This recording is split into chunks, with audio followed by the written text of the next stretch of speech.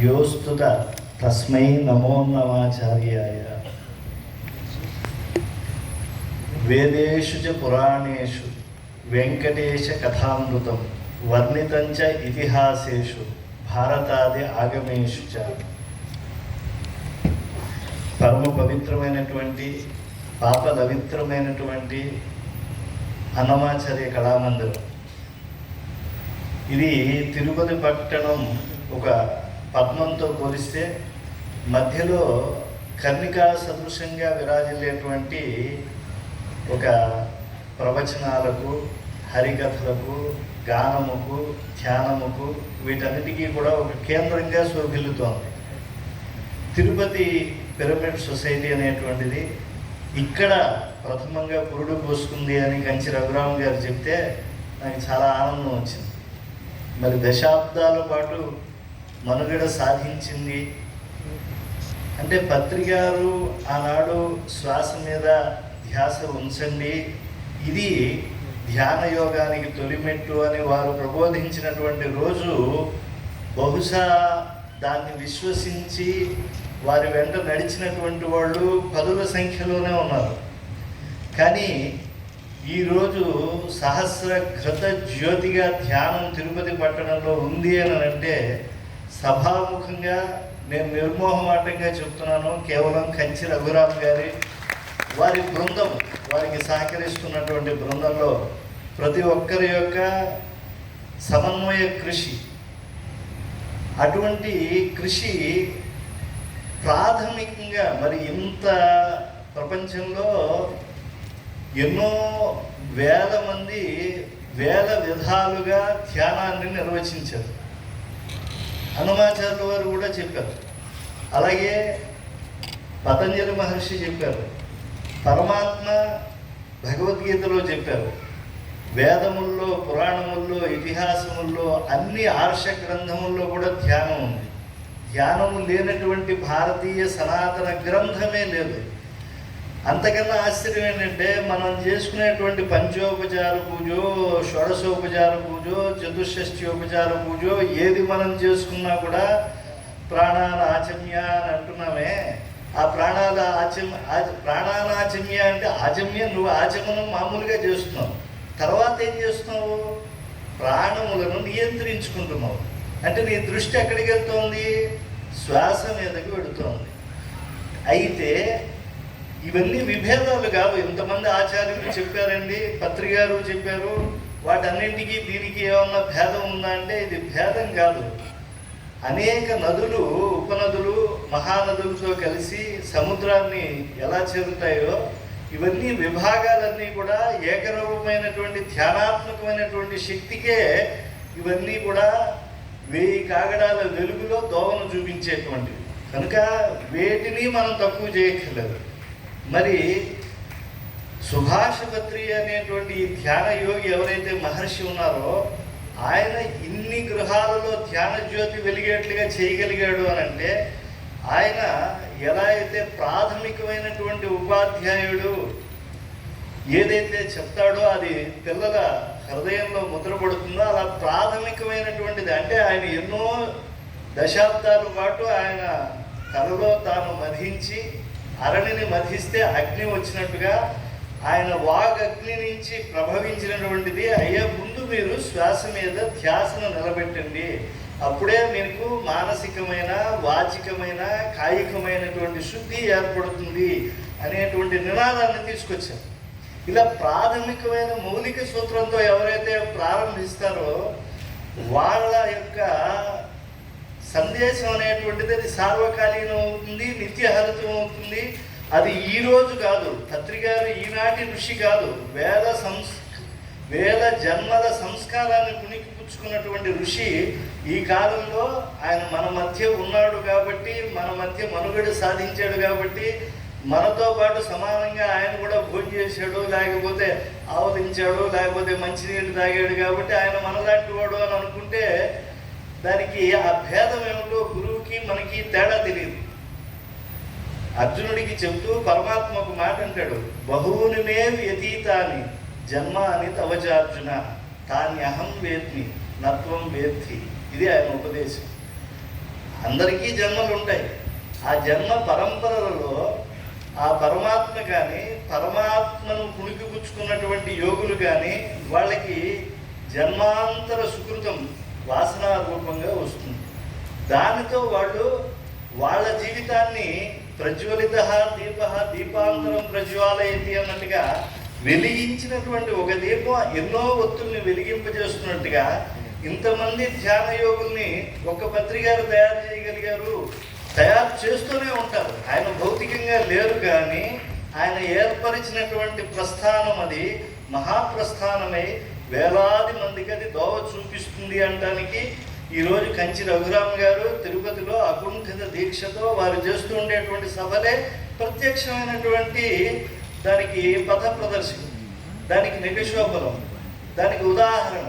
కాబట్టి వారు చేస్తున్నటువంటి మార్గం అది త్రివిధాత్మకమైనటువంటి శుద్ధిని ఇస్తుంది. అన్నమాచార్యులు వారు తనరగ కపిలుడై తగ దత్తాత్రేయుడై అనిమిష గతుల అభ్యాస యోగి తానే ఇందరి గురుడు సానబట్టిన భోగి జ్ఞాన యోగి అని కలియుగ ప్రత్యక్ష ద్వారకుడైనటువంటి వెంకటేశ్వర స్వామిని చెప్పాడు.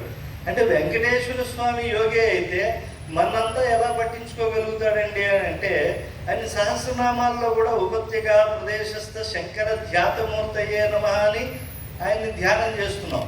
అంటే ధ్యానము చేసేటువంటి వాడికి ఎప్పుడూ కూడా అన్యుల యొక్క కాయికమైన, వాచికమైనటువంటి, మానసికమైనటువంటి విషయాలను తెలుసుకునేటువంటి సామర్థ్యం వస్తుంది.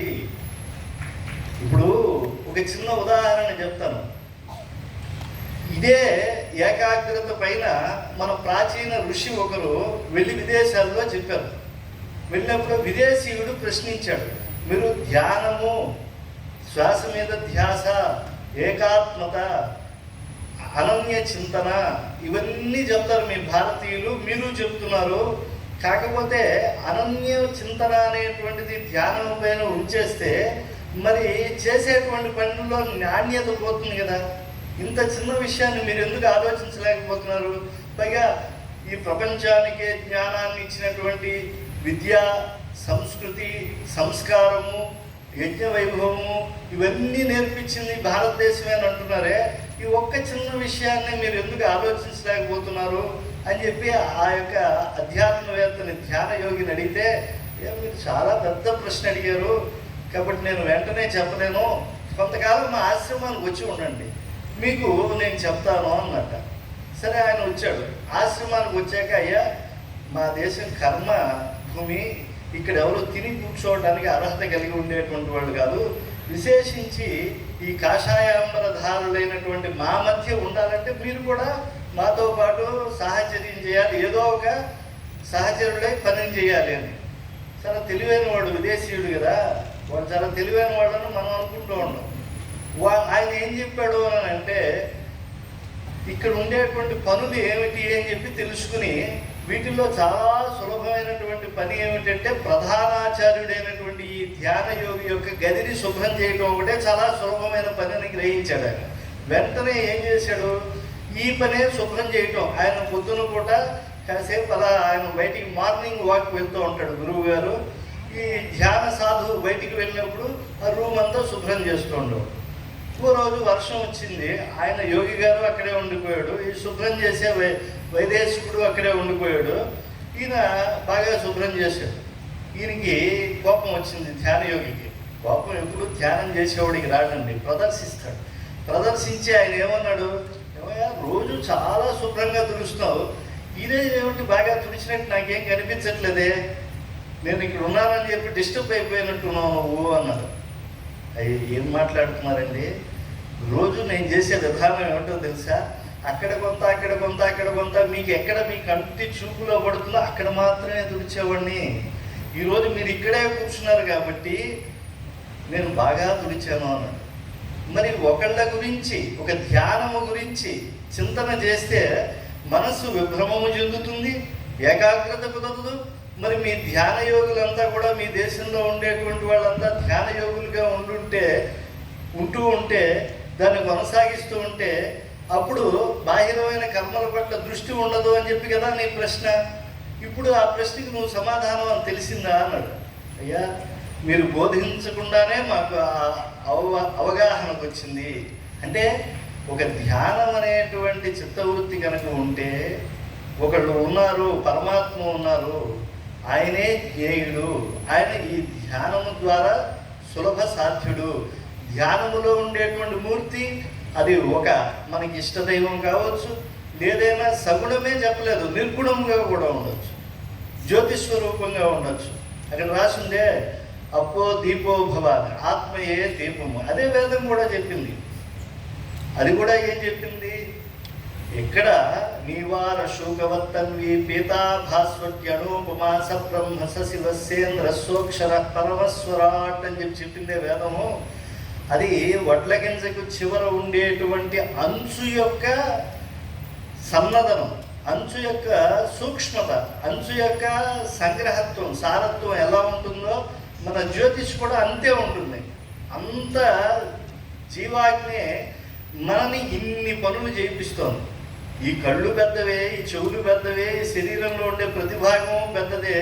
ఇన్ని భాగాల సమన్వయము చనిపోయిన తర్వాత కూడా ఉంటుంది. అది ఉన్నప్పుడు ఓయ్ విభీషణ్ శర్మ అంటే పలికినప్పుడు, అది లేనప్పుడు ఓయ్ విభీషణ్ శర్మ అంటే పలకట్లా. ఏది లేదు? ఆత్మజ్యోతి లేదు. ఈ జ్యోతి స్వరూపాన్ని తెలుసుకోవడం కోసమే తొలిమెట్టు ఏది అని అంటే శ్వాస మీద ధ్యాస ఉంచడం. ఈ ధ్యాస ఉంచడంతో ప్రారంభం ఎప్పుడైతే అయిందో, తర్వాత మెల్లిగా మానసికంగా రావాలి అని అంటే చాలా కష్టం అండి.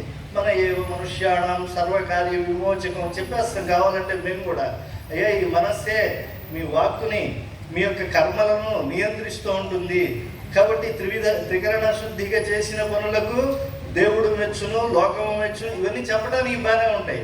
కానీ ఈ మనస్సుని, ఈ ధ్యానం అనేటువంటి శక్తి ముందుగా ఊపిరిపై ఒక చూపు అనేటువంటిది లేకుండా కనుక మనం ప్రారంభిస్తే అది ఎప్పటికి కూడా పరిపూర్ణత సిద్ధించదు. కనుక మానసికమైన స్థితి రావాలి అని అంటే కాయికంగా కూడా దానికి సహకారం కావాలి. సహకారం రావాలి అని అంటే వాచికమైనటువంటి స్థితి కూడా మనం గమనించుకోవాలి. వారు పత్రికారి యొక్క ఉపదేశాలు విన్న తర్వాత నేను ఎప్పుడో జాతక కథలు చదువుతూ ఉంటే బుద్ధుడి యొక్క జాతక కథల్లో ఒక సత్యం నాకు బాగా మనస్సును పట్టుకుంది. అదొక్కటి చెప్పి నేను ఈరోజు ముగించేస్తాను. అందరూ సంగ్రహంగా మాట్లాడారు కాబట్టి 2 నిమిషాలు నాకు ఇచ్చేసేయండి. చివరివాడికి ఓర్చుకున్నమ్మకి చిక్కటి గంజి అంటారు కదా. కాబట్టి బుద్ధుడు కూడా తన యొక్క ఆత్మతత్వాన్ని, ఆయన యొక్క ఈ యొక్క ఉచ్ఛ్వాస నిశ్వాసాల మార్గంగా తెలుసుకున్నటువంటి వాడే. ఆ బుద్ధుడు కొన్ని జాతక కథలు అని చెప్పి, జాతము అంటే జాతకుడు అంటే మనం చెప్పుకునే చిలక జోషి జాతకం, ఈ జాతకాలు కదండి. జాతం అంటే పుట్టుట అనేటువంటి, ఈ పుట్టుట అనేటువంటి కలిగినటువంటి వాడు అందరికీ వాడి గురించి వాడు తెలుసుకోవాలి. ముందు మన గురించి తెలిస్తే తర్వాత ఈయనవడో ఆయనవడో తర్వాత తెలుసుకుందాం. ముందు మనమేమిటో తెలుసుకోకుండా మనకి ఆయనకు ఉండే బంధం ఎలా తెలుస్తుంది? అంటే ఒక ధ్యాన యోగుల యొక్క స్థితి ఎంత పరిణతంగా ఉంటుంది అని అంటే, ఏమాత్రం చదువు రానటువంటి వాడు ఒక రత్నాభరణములు తయారు చేసేటువంటి వాడు ఉన్నాడు. వాడి మీద చాలా గౌరవం ఆ దేశాన్ని వెళ్ళేటువంటి రాజుగారికి. ఆ రాజుగారు కూడా ఎంతో కొంత ధ్యాన మార్గంలో వెళుతున్నారు. ఆ ధ్యాన మార్గంలో వెళ్ళేటువంటి వాడికి సరైన గురువు లభించలేదు, కానీ ధ్యాన మార్గంలో ఉండేటువంటి ఆయనకి ఇతన్ని గుర్తించగలిగేటువంటి సామర్థ్యం మాత్రం వచ్చింది. ఇప్పుడు ఒకటి చదువులో చాలా గొప్ప స్థితికి వెళ్ళకపోవచ్చు, కానీ చదువు వల్ల వాడు ఎవడు బాగా చదువుకున్నాడు అనేటువంటి విషయాన్ని వాడు తెలుసుకోగలుగుతాడు. కాబట్టి ఇతను ఒక విలువైనటువంటి తాత ముత్తాతల నుంచి వచ్చినటువంటి ఒక రత్నాన్ని